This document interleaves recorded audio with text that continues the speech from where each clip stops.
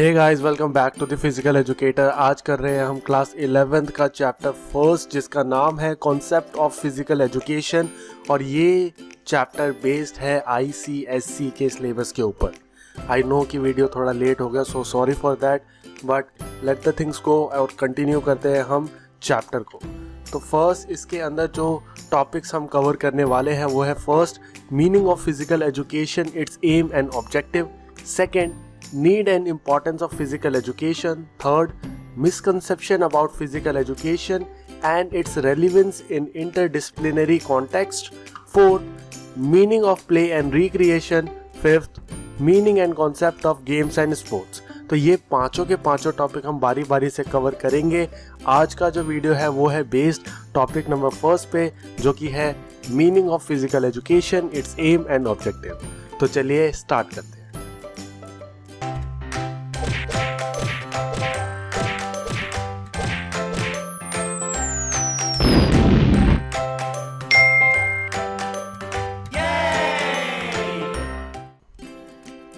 तो चलिए शुरू करते हैं और देखते हैं सबसे पहला टॉपिक, जिसका नाम है meaning of physical education, it's aim and objective.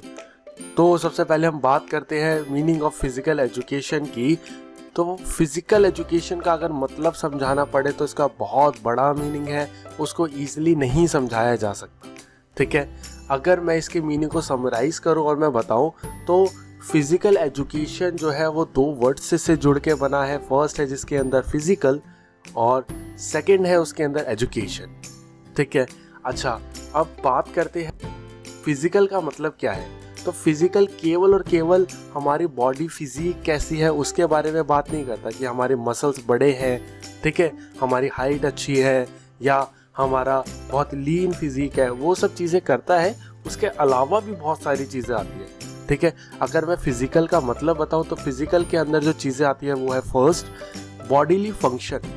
Bodily function यानी हमारी बॉडी के अंदर जितने फंक्शंस होते हैं वो सारे, ठीक है, रेस्पिरेटरी फंक्शन, ठीक है, हमारा ब्लड सर्कुलेशन, ये जितने भी फंक्शंस है, डाइजेशन, ये जितने भी फंक्शन है, ये सारा हमारा फिजिकल के अंदर ही कवर होता है। ठीक है, तो physical consist of bodily function.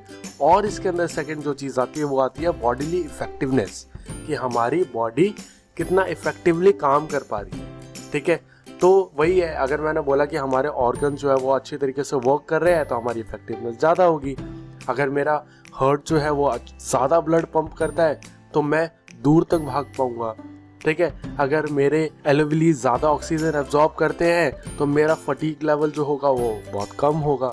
ठीक है, तो ये सारी चीज़ें कवर होती है फिजिकल के अंदर। नेक्स्ट आता है इसके अंदर एजुकेशन। एजुकेशन का मतलब क्या है? एजुकेशन जो है वो एक सिस्टमैटिक इंस्ट्रक्शन है, ट्रेनिंग है।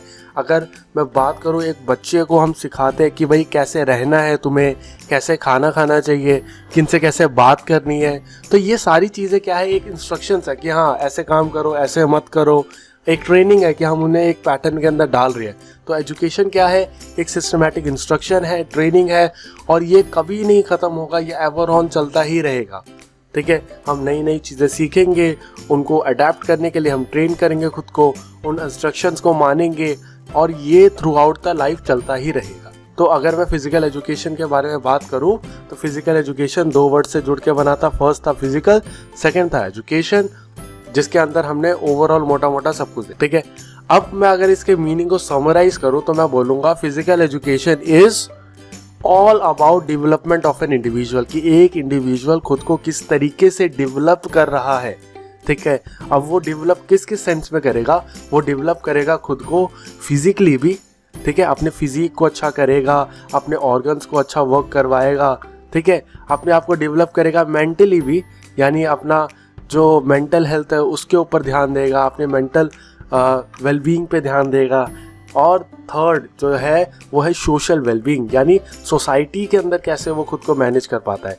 वो सारी की सारी चीज़ें हमें सिखाता है कौन? Physical education. तो फिजिकल एजुकेशन बहुत वाइड कॉन्सेप्ट है, वो बात करता है डेवलपमेंट की। डेवलपमेंट भी सारे एस्पेक्ट्स में, physical aspect, mental aspect and social aspect. Okay, आगे बढ़ते हैं। आगे बढ़ते हैं और देखते हैं सबसे पहले डेफिनेशन ऑफ फिजिकल एजुकेशन। तो डेफिनेशन जो थे ये वो जेवी नैश एक व्यक्ति थे जिन्होंने दी। उन्होंने बोला कि physical education is that phase of whole field of education that deals with big muscles activities and their related responses. मतलब फिजिकल एजुकेशन जो है वो डील करता है हमारी बिग मसल एक्टिविटीज, यानी हमारी मसल्स की जितनी भी एक्टिविटीज हो रही है उनके साथ, और उन एक्टिविटीज से हमारा रिस्पॉन्स कैसा निकलता है। मतलब अब समझो, अगर मैंने बहुत ज़्यादा एक्सरसाइज करी है, मैं कंटिन्यूसली अपने मसल को टेंस करता हूँ, तो मेरा जो रिस्पॉन्स होगा वो नेगेटिव रिस्पॉन्स होगा कि भाई मेरे मसल के अंदर पेन रहेगा, मेरा फटीग लेवल बहुत ज़्यादा हाई रहेगा, ठीक है, मेरी मसल डिग्रेड होना स्टार्ट हो जाएगी। तो ये सारे क्या है, नेगेटिव इफेक्ट, ठीक है। और इसका पॉजिटिव इफेक्ट भी हो सकता है क्या, अगर मैं time to time proper nutrition के साथ एक्सरसाइज कर रहा हूँ तो मेरी मसल जो कि वो बड़ी होएगी, ठीक है, मेरे अंदर और ज़्यादा स्ट्रेंथ आ जाएगी। तो फिजिकल एजुकेशन जो है वो मसल एक्टिविटीज़ के बारे में बात करेगा और उनसे होने वाले रिस्पॉन्सेज कि हमारा नर्वस सिस्टम उसको कैसे अडेप्ट कर रही है, हमारी बॉडी कैसे अडेप्ट कर रही है, उन सब के बारे में, ठीक है। आगे बढ़ते हैं और देखते हैं एम्स ऑफ फिजिकल एजुकेशन। तो अगर मैं बात करूं फिजिकल एजुकेशन का एम क्या है, उसका उद्देश्य क्या है, क्यों पढ़ा जाए उसे, तो फिजिकल एजुकेशन जो है उसका अगर एम है to make every child physically, mentally and emotionally fit, ठीक है। हर एक बच्चा फिजिकली भी फिट हो, मेंटली भी हेल्दी हो और इमोशनल स्टेटस भी उसका अच्छा हो।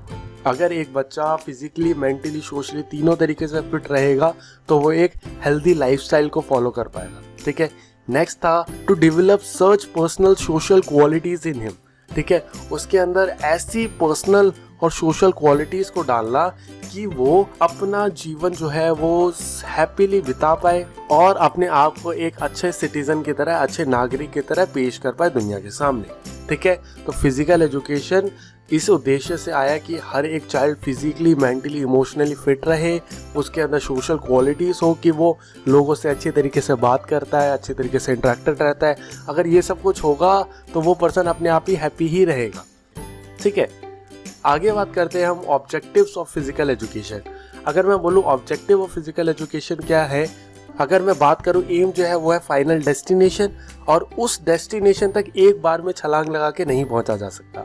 तो उस डेस्टिनेशन तक पहुंचने के लिए हमें टाइम टू टाइम स्टेप्स लेने पड़ेंगे जो कि होते हैं ऑब्जेक्टिव्स, ठीक है। तो जो एम है उनको तभी अचीव किया जा सकता है जब हम इन फॉलोइंग ऑब्जेक्टिव्स को मानेंगे, उनको टाइम टू टाइम अचीव करते रहेंगे, ठीक है। तो वो ऑब्जेक्टिव है सबसे पहला फिजिकल डेवलपमेंट, ठीक है। अगर मुझे एक बच्चे को पूरी तरीके से ओवरऑल डेवलप्ड बनाना है तो मैं सबसे पहले ध्यान दूंगा उसके किस पे, फिजिकल डेवलपमेंट पे। सेकंड जो मैं बात करूंगा उसकी मेंटल हेल्थ की, यानी मेंटल डेवलपमेंट की, ठीक है। थर्ड आता है उसका सोशल डेवलपमेंट कि उससे सोसाइटी में भी अच्छा कर दूं, ठीक है। और लास्ट इसके अंदर आता है न्यूरो मस्कुलर डेवलपमेंट, ठीक है। अब बारी बारी से इन सब के बारे में देखते हैं। सबसे पहले हम बात करते हैं फिजिकल डेवलपमेंट की।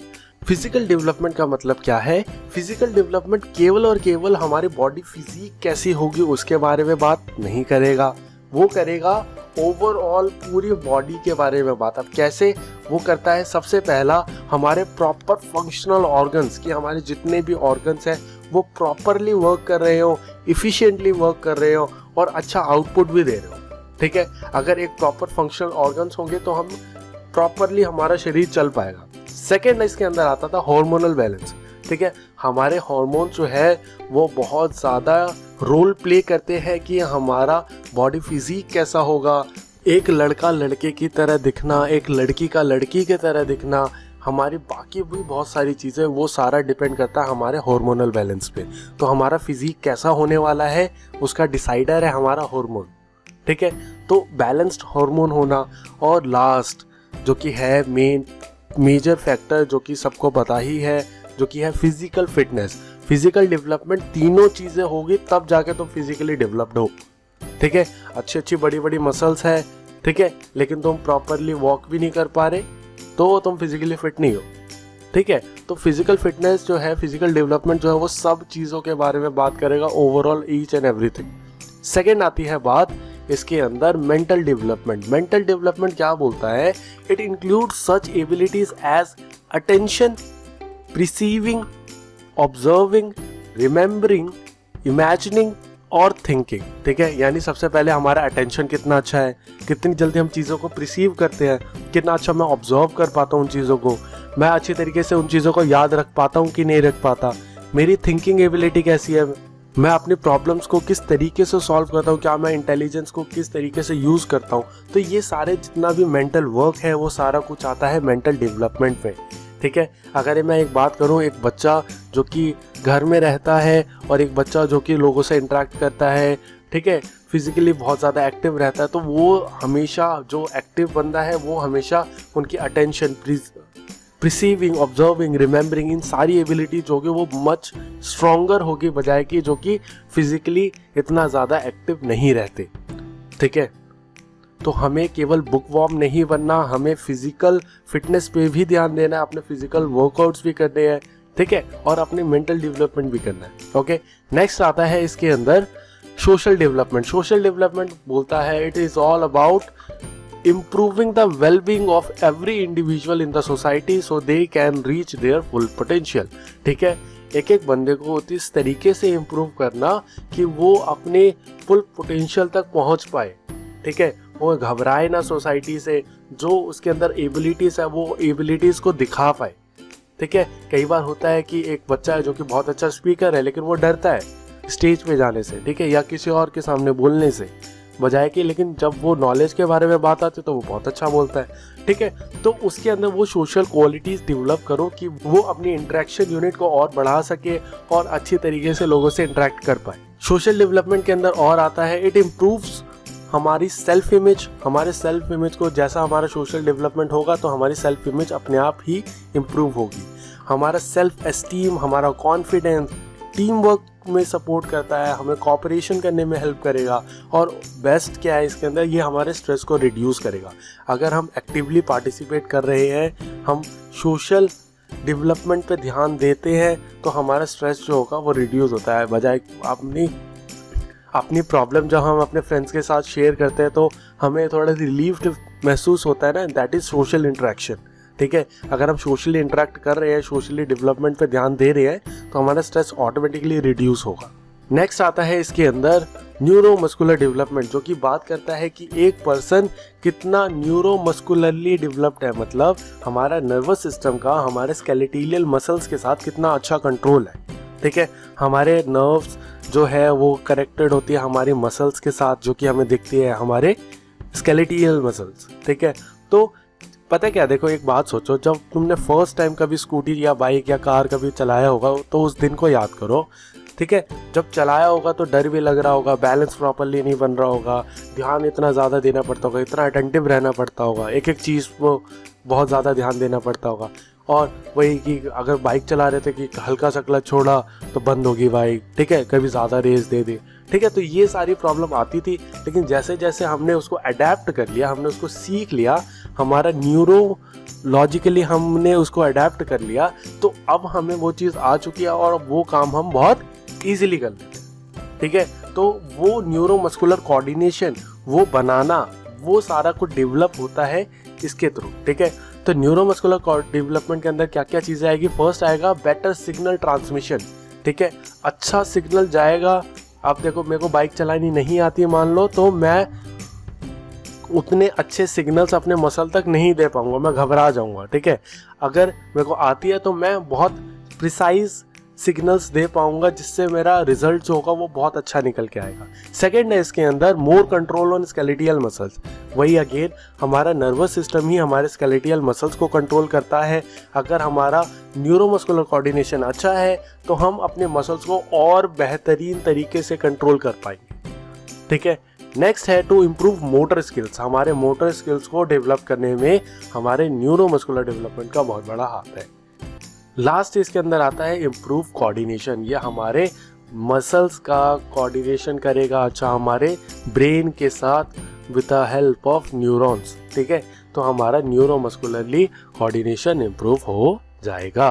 तो बस इतना ही था इस वीडियो के अंदर। नेक्स्ट वीडियो जो होगा वो होगा इसी का part 2। So subscribe to the channel और आपसे वीडियो रेगुलरली आएगी, no doubt. Okay, thank you so much for believing on me. My name is Anuj Kumar Thakur.